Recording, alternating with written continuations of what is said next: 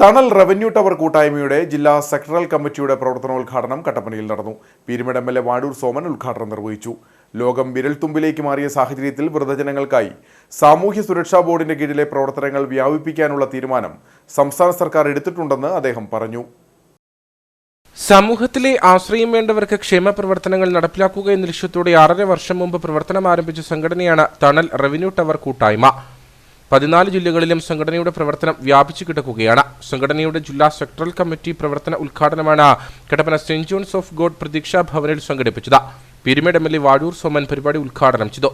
ഇന്നത്തെ സാമൂഹ്യ സ്ഥിതിയിൽ കൂട്ടുകുടുംബങ്ങളിൽ നിന്ന് ഓരോ വീടും അണുകുടുംബങ്ങളിലേക്ക് ചുരുങ്ങി. എന്നാൽ വാർദ്ധക്യത്തിലെത്തുന്ന മാതാപിതാക്കളെ സംരക്ഷിക്കാൻ പലപ്പോഴും പുതുതലമുറയ്ക്കാകുന്നില്ല. ലോകം വിരൽത്തുമ്പിലേക്ക് ചുരുങ്ങുമ്പോൾ വാർദ്ധക്യത്തിൽ വിഷമത അനുഭവിക്കുന്നവർക്കായി ഇത്തരത്തിലെ സ്ഥാപനങ്ങൾ ഉയർന്നു വരേണ്ടുന്നതിന്റെ ആവശ്യകത വർദ്ധിക്കുകയാണെന്നും എം.എൽ.എ. പറഞ്ഞു. കാരണം വാർദ്ധക്യത്തിൽ നമുക്ക് പലപ്പോഴും ആരും ആശ്രയമില്ലാത്ത ഒരവസ്ഥാവിശേഷം സംജാതമാവുകയാണ്. അപ്പം അതിനെ നേരിടണമെങ്കിൽ ഇത്തരം ഒരു കൂട്ടായ്മയെല്ലാം അത്യന്താപേക്ഷിതമാണ്. ഒന്നായി ഇപ്പോൾ പഴയതുപോലല്ല, എല്ലാ അണുകുടുംബങ്ങളാണ്.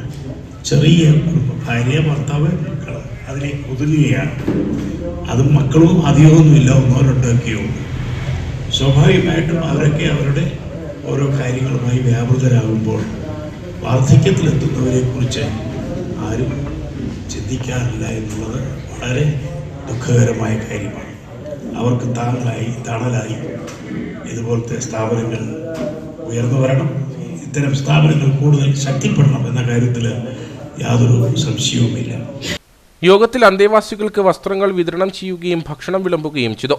ഉദ്ഘാടന യോഗത്തിൽ മെമ്പർഷിപ്പ് വിതരണോദ്ഘാടനം നഗരസഭാ ചെയർപേഴ്സൺ ബീന ടോമി നിർവഹിച്ചു. സംഘടനാ ജില്ലാ പ്രസിഡന്റ് ആർ നഹാസ് അധ്യക്ഷനായിരുന്നു. Joy Vettikuzhi, Shaji Kuthodi, Sonia G B, Shiji Thankachan, Sulfi Shaheed, Maya V S. Nair, Rajaram, Sameesh Mohan, Shailaja K. Baby, Ushakumari എന്നിവർ സംസാരിച്ചു.